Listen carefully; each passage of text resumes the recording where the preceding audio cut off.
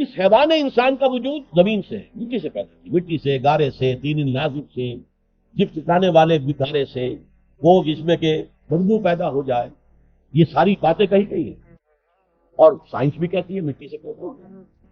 کیسے پیدا ہوا اس میں اختلاف ہے، لیکن یہ کہ ہے مٹی ہماری اوریجن، قرآن بھی کہتا ہے اور سائنس بھی کہتا ہے۔ اور ہمارے وجود کو جب وہ تھک جائے، مزمحل ہو جائے، اس کی انرجی کم ہو جائے، تو اس کے لیے جو غذا ہے، جو تقویت ہے، وہ بھی ساری زمین سے آ رہی ہے۔ آپ نے پھل کھائے، آپ نے گندم کھائی، آپ نے چاول کھایا گیا، جب بکری کا گوشت کھایا تو بکری کا گوشت کس چیز سے بنا ہے؟ اس نے گھاس کھائی ہے، پتے کھائے ہیں، وہی سے بنا ہے۔ الٹیمیٹ سورس آپ کے وجود حیوانی کے لیے جو آ رہی ہے وہ زمین ہے۔ وجود روحانی کو بھی تقویت کی ضرورت ہے، وہ بھی مزمحل ہوتی ہے، کمزور ہو جاتی ہے، خاص طور پر جبکہ وجود حیوانی کا اس پر غلبہ ہو جائے، تب تو یوں سمجھیے کہ وہ بالکل بے ہوش ہو کر موت کے قریب ہوتا ہے۔ اس کی تقویت، اس کی غذا وہیں سے آئی ہے جہاں سے روح آئی ہے، کلام ربانی ہے، روح ربانی، نفخت فیہ من روحی، من روحی، من روحی، میں پھونک دوں اس میں اپنی روح میں سے۔ روح کا تعلق ذات باری تعالیٰ کے ساتھ۔ اسی طرح کلام ربانی کہاں سے آیا ہے؟ اللہ تعالیٰ کے پاس۔ یہ اس کی تقویت کا ذریعہ ہے۔ عام حالات میں کیا ہوتا ہے؟ ہمارا یہ وجود حیوانی چھایا ہوا ہے ہمارے وجود کے اوپر، بیچاری روح جو ہے دبی رہتی ہے، پسی رہتی ہے۔ اگر خدا نے خواستہ ہم گناہ گار بھی ہیں، گناہ پر گناہ کا ارتکاب کر رہے ہیں، تو وہ روح جو ہے وہ قلب کے آئینے شیشے کے اندر فیہا مصباح، والمصباح فی زجاجہ، زجاجہ تو کانہا کوکب دری ہے۔ قلب جو ہے شیشے کے مانند ہے جس کے اندر روح کا چراغ جل رہا ہے۔ اب اگر یہ اوپر جو شیشہ ہے اس پر دھواں آ گیا، لالٹین کی چمنی پر دھواں آ گیا، روشنی باہر نہیں آئے گی۔ اگر انسان گناہ کرتا ہے قلب پر رین زنگ آ جاتا ہے، یا حضور نے فرمایا ایک داغ لگ جاتا ہے، اور گناہ کرتا ہے اور داغ لگتا ہے، اور گناہ کرتا ہے اور داغ، یہاں تک کہ بالآخر پورا قلب سیاہ ہو جاتا ہے۔ اب وہ روح اندر بند ہو گئی، وہ دفن ہو گئی۔ اس کے لیے اب ضروری ہے کہ اب ایک پروگرام ایسا دیا جائے جو ریورس ہو جائے۔ دن میں روزہ رکھواؤ تاکہ وہ جو اینیمل انسٹنکٹس ہے وہ دبے، تو جب یہ وزن جو ہے اس کے اوپر کم ہوگا تو کچھ سائی آف ریلیف سے ملے گا۔ جیسے بے ہوش آدمی پڑا، اسے کوئی ہلکا سا ہوش آ رہا ہے، آپ نے پانی کے پیچھے دے دیا، اس کے بعد آپ نے آپ کو کھڑے ہو کر قرآن کے انوار کو اتارا، بارش برس رہی ہے روح انسانی کے اوپر، قلب روحانی، قلب انسانی کے اوپر، جس میں کہ وہ روح جو ہے وہ زندہ ہوگی، اثر نو ہوش میں آئے گی، اور ہوش میں آئے گی تو دو کام ہوں گے۔ ایک تو اسے قرآن کی عظمت کا احساس ہوگا، یہ قرآن میری حیات تازہ کا ذریعہ بنا ہے، میں دب گئی تھی، میں پس گئی تھی، میں بے ہوش تھی، میں نیم مردہ تھی، اس قرآن کی بارش نے، یہ درخشوں جو ہوا ہے اس نے مجھے حیات تازہ عطا کیا۔ یہ جو قدر کا احساس ہوگا قرآن کا، لعلکم تشکرون، تاکہ تم قرآن کی عظمت سے باخبر۔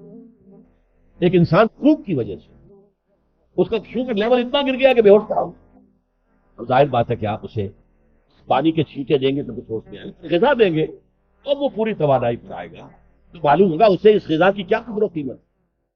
اگر آپ کو بھوک ہی نہیں لگتی تو غذا بے معنی ہے، پیاس ہی نہ لگے تو آپ کو کیا معلوم کہ اس پانی کے اندر کتنی بڑی عظمت ہے، یہ میرے لیے کتنا بڑا انعام و احسان ہے اللہ۔ پیاس پر جان پر بنی ہوئی ہو، پیاس اس وقت آپ کو ایک گھونٹ پانی کوئی دے دے تو آپ کو معلوم ہوگا دنیا و مافیا سے بہتر ہے یہ ایک گھونٹ پانی جو مجھے ملا۔ اسی طرح جب روح دبی ہوئی تھی حیوانی وجود کے گوشت میں، جبکہ وہ نیم خابیدہ یا نیم بے ہوش یا بالکل بے ہوش تھی، تو دن میں تو روزہ رکھ کر اس پر سے حیوانی وجود کا وزن کم کیا گیا، اسے ایک ریلیف ملی۔ رات کو قرآن مجید کے انوار و برکات اس میں جذب کیے گئے تو اس کو پوری توانائی حاصل ہوئی۔ اس پوری توانائی کا پہلا نتیجہ تشکر، قرآن کا شکر، الحمدللہ الذی انزل علی عبدہ الکتاب ولم یجعل لہ عوجا۔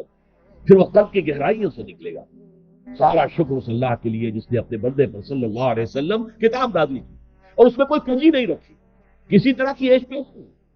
یا تبارک الذی نزل الفرقان علی عبدہ لیکون للعالمین نذیرا، بڑی بابرکت ہے اس نے اپنے بندے پر فرقان نازل فرمایا تاکہ وہ تمام جہان والوں کے لیے نذیر اور خبردار کرنے ہیں۔ یہ قرآن کی عظمت کا احساس، ظاہر بات ہے جس قدر کسی نعمت کی قدر و قیمت کا احساس ہوگا اسی قدر تو آپ شکر ادا کریں گے. اگر آپ نے کسی بچے کے ہاتھ پر ہیرا رکھ دیا، اسے کیا پتا یہ ہیرا کس بلا کا نام ہوتا ہے؟ وہ سمجھے گا کانچ کا ٹکڑا ہے.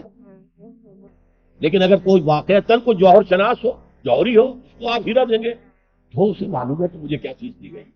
اس کے اندر جو شکر پیدا ہوگا وہ اس بچے کے اندر نہیں پیدا ہو سکتا، اسے معلوم نہیں. تو قرآن مجید کی اصل عظمت سے انسان واقف کب ہوگا؟ جبکہ اس کے ذریعے سے اس کی روح کو ایک حیات تازہ مل جائے اور اس طرح وہ پروگرام ریورس ہو جائے جو عام طور پر چل رہا تھا. ساری توجہ اپنے جسم پر، اس کے تقاضوں پر. جسم میں تھوڑی سی پھنسی نکل آئی ہے، بھاگ رہا دوڑ رہے اس کے علاج کے. کوئی اور مرض لاحق ہو گیا، بھاگ رہے دوڑ رہے اس کے علاج. یہ بڑی بڑی فیسیں بھی ساری جسم کی پرواہ ہے. روزانہ نہا رہے ہیں اور اچھے سے اچھا صابن لا کر نہا رہے ہیں، وہ جسم کی پرواہ، اس کی دیکھ بھال ہے، روح کی طرف توجہ ہی نہیں. یہ ہے وہ بات جو کہی گئی ہے سورہ حشر میں، اور جسے علامہ اقبال نے پھر اپنے فلسفہ خودی کی اساس اور صورت قرار دیا. لا تکونوا کالذین نسوا اللہ فانساہم انفسہم اولئک هم الفاسقون. دیکھو اے مسلمانوں، ان لوگوں کے مانند نہ ہو جانا جنہوں نے اللہ کو بھلا دیا تو اللہ نے انہیں اپنے آپ سے غافل کر دیا، اور یہی لوگ فاسق و فاجر ہیں. یہ سوال پیدا ہوتا ہے کہ انسان اپنے آپ سے کہاں غافل ہوتا ہے؟ جہاں اپنے وجود حیوانی سے غافل ہوتا ہے.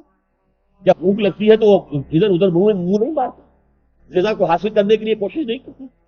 پیاس لگتی ہے تو کیا پانی یا کوئی اور مشروب تلاش نہیں کرتا؟ کوئی بیماری لاحق ہوتی ہے تو کیا اس کے علاج کی طرف توجہ نہیں کرتا؟ اسے آرام کی حاجت ہوتی ہے تو آرام نہیں لیتا؟ اپنے اس وجود سے تو غافل نہیں. کون سے وجود سے غافل ہوا ہے؟ وہ روحانی وجود سے غافل ہے. بھول گیا کہ میرے اندر روحانی وجود بھی ہے، اس کا تعلق ذات باری تعالیٰ کے ساتھ. اس نے سمجھا کہ میں بس حیوان ہوں، نرا حیوان ہوں، اپنے اس وجود کی اصل حقیقت ہی سے بے خبر، غافل. چنانچہ آج کے دور کا سب سے بڑا المیہ کیا ہے؟ ڈاروین کے نظریے کے جو اثرات پیدا ہوئے ہماری معاشرت پر، ہماری سوچ پر، ہمارے فکر پر، ہمارے فلسفے پر، ہماری سوشیولوجی پر، وہ کیا ہے کہ ہم بھی نرے حیوان ہیں. یہ سب سے بڑی محرومی ہے اس دور کی کہ انسان اپنے اصل شوق سے خود ہی مستعفی ہو گیا. ہمارا کوئی وجود ہے ہی نہیں روحانی وغیرہ. روح کسے کہتے ہیں ہم نہیں جانتے، بس یہ جسم سے. ہم اللہ کو نہیں جانتے کون ہے کون نہیں ہے. ہوگا ہم تو اس کائنات کو جانتے ہیں. ہم روح سے واقف نہیں، ہم تو اپنے جسم کو واقف. آخرت واخرت سے ہمیں کچھ پتا نہیں، شاید ہو شاید نہ ہو، کچھ پتا نہیں. لیکن یہ زندگی تو ہے، اسے ہم جانتے ہیں. یہ ہے آج کے انسان کا سب سے بڑا مصیبت. اور یہ ہے ماس اسکیل کے اوپر ارتداد ذہنی طور پر مرتد ہو چکے ہیں. انسانوں کی عظیم اکثریت مرتد ہو چکی.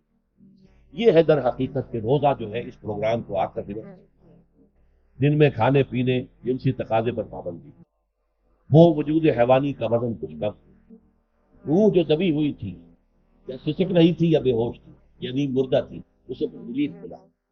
اب اس کے اوپر قرآن مجید کے تیرے ضمیر پہ جب تک نہ ہو نزول کتاب گرہ شاہ ناراضی نہ صاحب کشاف، ہمارے دلوں کے اوپر بارش ہو رہی ہو، انوار قرآنی کی. ظاہر بات ہے کہ بغیر سمجھے تو نہیں ہوگی بارش. وہ تو آپ کو سمجھ رہے ہوں گے تو بارش ہوگی. ورنہ تو یہ ہے کہ میں پہلے بھی عرض کر سکتا ہوں آپ کو ثواب تو ملے گا، لیکن یہ کہ وہ اصل مقصد قرآن کی عظمت کا قلب کی گہرائیوں سے اعتراف جو ہے، اور اس پر اللہ کا شکر ادا ہوگا لعلکم تشکرون، جبکہ قرآن مجید جو ہے آپ کے قلب کے اوپر اس کا مفہوم نازل